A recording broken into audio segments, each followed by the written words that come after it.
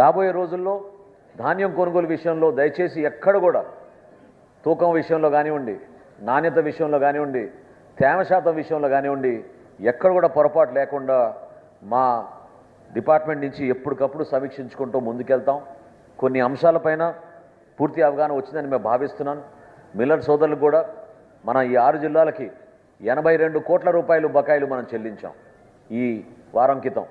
రాబోయే రోజుల్లో కూడా ఎప్పుడైతే మాకు నిధులు కొంచెం సమీకరించుకొని మేము సిద్ధమవుతామో ఈ కొనుగోలు విషయంలో తప్పకుండా మీకు మరొక సందర్భంలో మీకు ఈ విధంగా అందించేటట్టు మేము తప్పకుండా మా వంతు మేము సహకరిస్తామని ఈ సందర్భంగా మీకు తెలుపుకుంటున్నాం. ఆ విషయంలో మీరు అధైర్యపడబాకండి, దయచేసి మీరు సహకరించండి. మేము కోరేది ఒకటే, మేము చేసే ప్రతి కార్యక్రమంలో కూడా మీరు మీ వంతు మీరు ఒక బాధ్యతతోటి మీరు నడిస్తే తప్పకుండా ఈ కార్యక్రమాన్ని విజయవంతం చేయగలుగుతాం. అదేవిధంగా అధికారులందరూ కూడా నేను ఈ సందర్భంగా చెప్తున్నాను, గతంలో జరిగిన పొరపాట్లు అయిపోయినాయి. ఈసారి మాత్రం ఖరీఫ్లో కానివ్వండి, రాబోయే సంవత్సరంలో కానివ్వండి, ఎప్పుడు కూడా ఎక్కడైనా కూడా ఆ పొరపాట్లు జరగకుండా చూసుకోవాల్సిన బాధ్యత మీ పైన ఉంటుంది.